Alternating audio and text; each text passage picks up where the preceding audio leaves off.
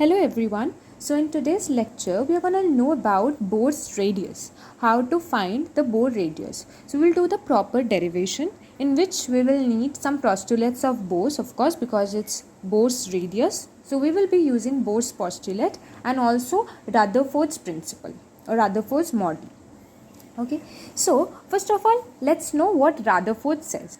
Okay, Rutherford said that centripetal force for revolution produced by electrostatic force between the electron and the nucleus. So this is the nucleus and the orbits are this. Okay, so according to Rutherford, the centripetal force was equal to the electrostatic force between the electrons and the nucleus present here. Okay, so first of all, Rutherford model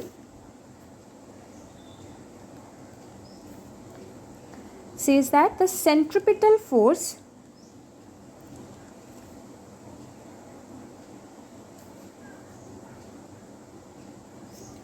for revolution is produced by electrostatic force. Okay, so electrostatic force means forces between two charges. In this case, it's the nucleus or the protons and the electrons. Electrostatic force, electrostatic attraction or electrostatic force, whatever you write, it means the same, okay, between the electron and the nucleus or the proton. Positive and the negative charge. Okay, and we know that opposite charges attract each other. So I have written electrostatic attraction. Okay, mvn square by Rn is equals to 1 by 4 pi epsilon naught Ze square by Rn square. Okay, let me explain each and every term. So we know that centripetal force is mv square by r, where r is the radius, v is the velocity, m is the mass. In this case also is the same. Vn is velocity or speed of electron in nth orbit. Okay, these are the orbits. Nth orbit. Rn is the radius of the nth orbit. Radius from the nucleus, like distance from the nucleus. Okay, this distance. This is Rn. Okay, m is the mass of the electron.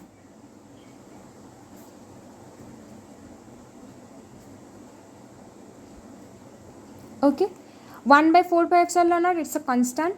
Z is the Z is like the atomic, or you can say it as the charge of the nucleus.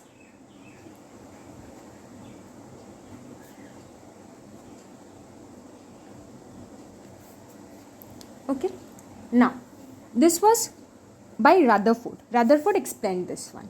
Now let's come to Bohr's. Okay, Bohr's second postulate says that quantization of angular momentum of nth orbit. What does it mean? That means that the momentum of nth orbit is equals to nh by 2 pi. Okay, let's write down from Bohr's postulate. To be more specific, from Bohr's second postulate.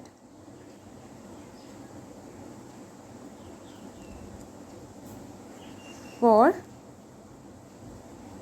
quantization of angular momentum of nth orbit. Why we are taking nth orbit? Because if once we calculate for nth orbit, we derive the derivation. After that, we can put the values of n and get the value of the radius.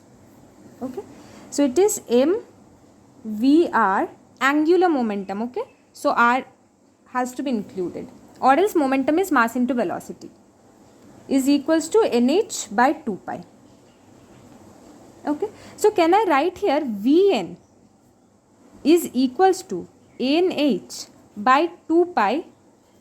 This m and r will go this side in the form of 1 by m into Rn. This side is in the form of multiplication, so when it goes to the other side of the equals to, it will be division. Okay. Now let's put this value of Vn here in this place. Okay, in the first.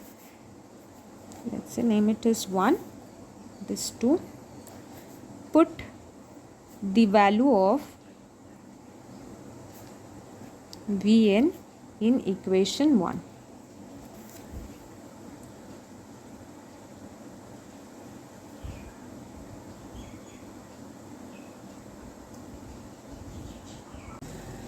M by Rn nh by 2 pi into 1 by mRn is equals to 1 by 4 pi epsilon naught z e square by Rn square. So this value I have just replaced here. It will be square. Okay. Okay. Now we need to find Rn. Okay. So here we have Rn square. Here we have Rn. So it will cancel 1. Let's take this Rn to the right hand side or cross multiply it. So we will get Rn is equals to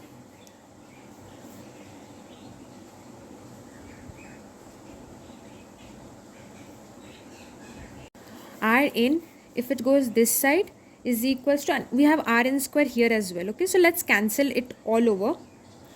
Okay, so we will get, let's take this one is Rn square, so this one will cancel the one Rn and we will be left with m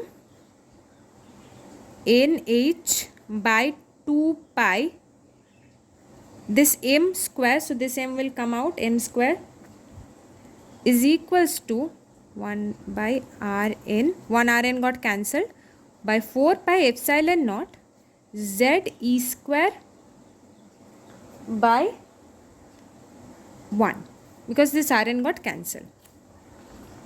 Okay. Now let's take this Rn to the right hand side. So we will get Rn is equals to this. Okay, let's write that only, 4 pi epsilon naught by z e square into, this thing will remain as it is, nh n square h square by 4, 2 square is 4. Okay, this one is in square, so 2 square is 4 into pi square into m. Okay, so ultimately 4 pi cancel, 1 pi will remain. Okay, so we are getting epsilon naught n square by into h square by pi, this pi m z and this e square. This is Rn. Okay. Now in short we can write R is directly proportional to n square by z. Okay, so from here we can get the relation which one is directly proportional, which one is inversely proportional and all the other things. But this relation is very important. Many direct questions come from this relation. In fact, in NEET 22, a question directly came from here. We will be discussing the NEET paper and JEE paper thoroughly. We will revise all the previous year question in this channel. So do subscribe to the channel so that you can remain updated. Okay, thank you so much. If any doubt, you can just comment down below. I will try to address it as soon as possible.